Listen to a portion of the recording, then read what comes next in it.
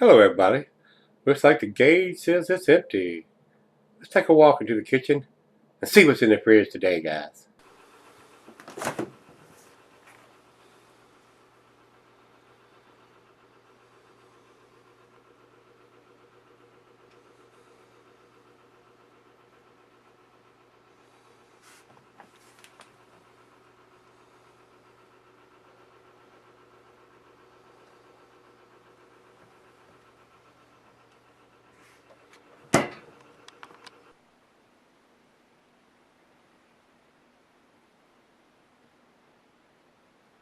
Hello, everybody. Thanks for stopping by Gregsbeerreviews today. Today's beer comes from Brew Works, and they're out of Fayetteville, West Virginia. I met a good friend of mine, a subscriber, Jared, brought these down. I met him up in Blacksburg, and he brought me two beers. This is one of them. They are a very small brewery up in West Virginia, and I think it's only available locally there where he lives. And that's where the bridge is, where they have the big Bridge Day festival up there, and all the jumpers go up there and jump off the bridge with their parachutes and all that kind of stuff. So we've been up there several times for that event. So it's a dangerous hobby to have, but it's a fun day if you ever get a chance to go up there. I think they have it sometime in October. I think, I'm not exactly sure. You can look it up on the web.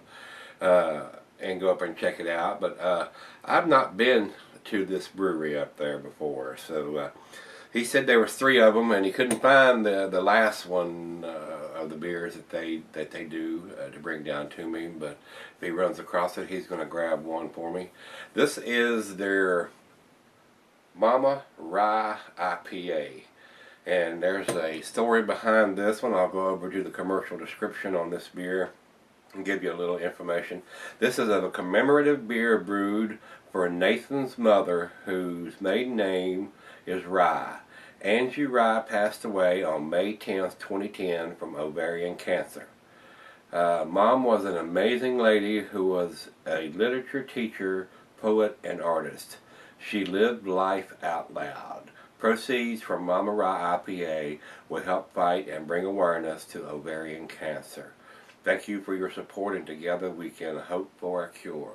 So, I really like beers that aren't just produced just for profit, and a lot of beers, and I have done several over the years that go to support the troops or support this or that. That's other than going in just the pockets. I don't know how much of the proceeds go to that, but it's a heartwarming story, and I'm sure he misses his mom. And this beer is named after her, so I hope she's proud of him where she's at up in heaven, and we're going to leave it at that. So I'm sure this is going to be a pretty tasty beer. Let's get on with this one. That's all it has to say on the commercial description. This is an American Rye IPA coming in at 7.30 ABV, and this is a 22-ounce bomber. Like I said, I don't think they have a big distribution, so unless you're passing through near Fayetteville, West Virginia, where you can stop and pick this up or have somebody send it to you, I don't think it's available anywhere else. I may be mistaken, but I think they're a fairly small operation. So Jared may post some comments on this about if he knows any more about the distribution, or any of the guys up there at the brewery can post some information on it if they would love to. I'd like to hear a little more information about it, and hopefully one day I'll get a chance to go up there and check them out and see what else they brew up there. So let's see, I don't think there's anything else we need to talk about there, so let's go over to the food pairings. And the food pairings of this one is going to be pretty much just like your regular IPAs, guys. The glassware is the pint, becker, the nonic, the tumbler, the mug, the sidel, or the stein. I've got the pint glass for this one. The food pairings cuisine is the curried and the Thai food, and the cheeses are your peppery, Monterey, pepper jack, sharp, blue, cheddar. Your more pungent cheeses, gorgonzola, and limburger. And the meat for this one is poultry, fish, shellfish, and salmon. And I would probably add grilled meat to that too. Your IPAs go well with most of your medium to stronger dishes. So The beer is not recommended for extended cellaring since it is an IPA. So we're not going to sell this one very long. I just picked this one up the other day. I haven't had it. I haven't had it 2 days yet. I think I got it yesterday, as a matter of fact, and it's supposed tomorrow. So I've had it. I've had it a whole day. I got it in the refrigerator, and I wanted to review it pretty quick because these bottles don't have any dates on them. So hopefully this is fairly fresh. He lives 5 miles from the brewery and can get his hands on these things. So we're gonna do both of them pretty quick because neither one of them have dates on them. So I want to make sure all these undated beers are out of the fridge by January, unless there's some kind of imperial stout or porter.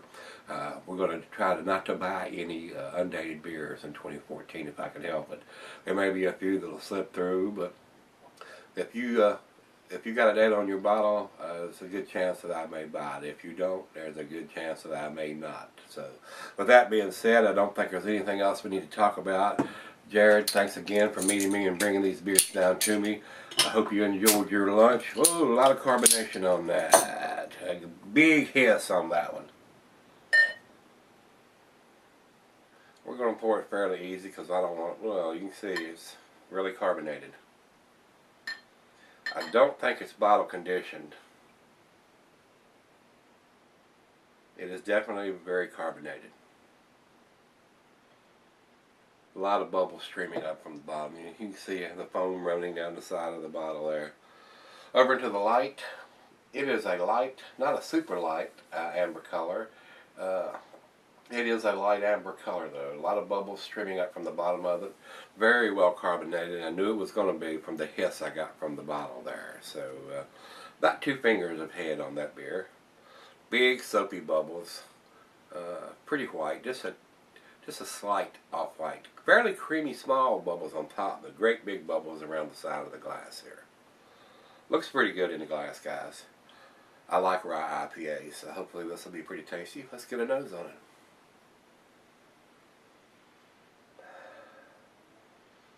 I don't know what the Ivy used on this beer, and I don't know what hops they use in this beer. It smells very citrusy, got a nice citrusy smell to it. Maybe just a hint of grapefruit. Definitely smell the rye in there. It's got a peppery rye smell to it. Got a sweet smell to it too. It's got a nice malty sweet smell. Smells very good, guys. Let's give it a hit. Cheers, everybody. Cheers, Jared. Cheers, Nathan. I'm sure you miss your mother. Great tribute to the lady. Cheers.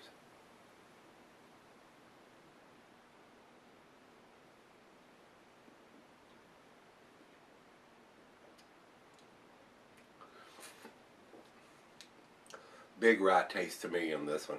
A nice peppery rye. Citrusy, little grapefruit.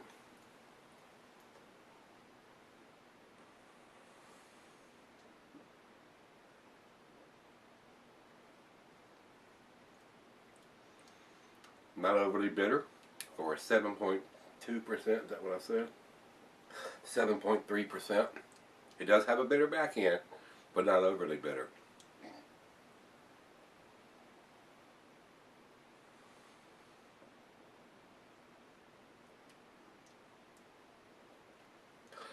I'm not getting into the alcohol.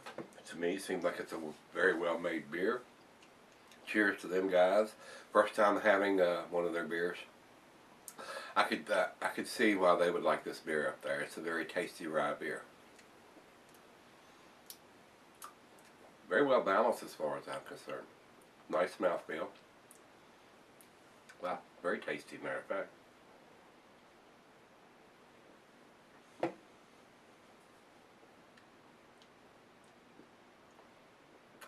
Very nice citrusy taste, guys. Right out of the fridge, 40 degrees. We're going to let the other half have the other half of this bottle like we always do on these bigger bottles. Come back and let it warm up and come back and do the final chugging comments on this one. But seems pretty tasty. Stick around. We'll see where this one ends up. Alright guys, I'm back. Got just a little left here. Other than being just a tad overcarbonated, this is a pretty tasty beer. Don't think it's quite to the A category. If it had a date on the bottle, we might get to the A minuses, but let's do the final chug here.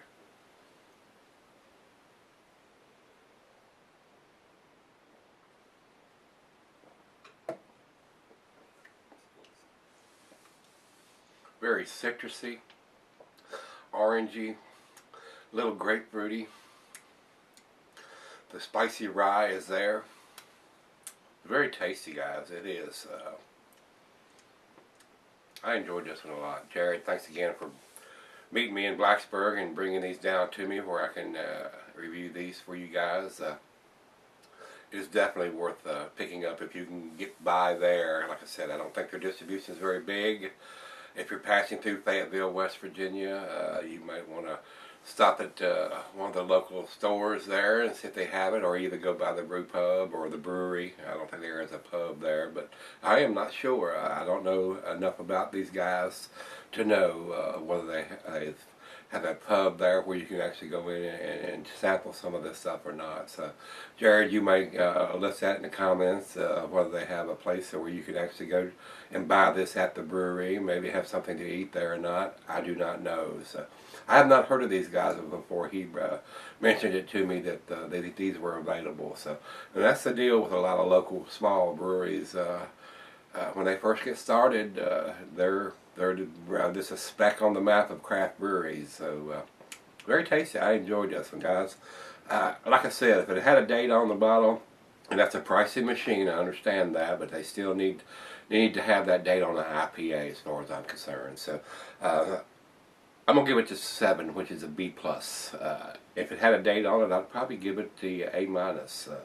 So with that being said, let's go over and see what the other guys think. And I don't know if there's a lot of ratings on this one. We'll go to Rate Beer first. And Rate Beer says no score, requires more ratings. So it hasn't had enough people to post the comments with their ratings to give an average of what it is. So fairly new brewery as far as I know. The ratings for Beer Advocate says it's 84 in the good range. I think that's a little low, but it's definitely a tasty beer. I would go to the 89 if I was to grade this on a number scale instead of the 1 through 10 scale, which is what I do. I would give it an 89 right now, almost hitting the 90. If it had a date on it, it might get to 90, guys. So if you've had this beer, give me some comments back on this one, whether you liked it or didn't like it. I did like it. The other half liked it too. She's a hophead like I am too. So, guys, as always, rate, comment, subscribe, hit that like button. Let's go see what's in the fridge tomorrow. See you then.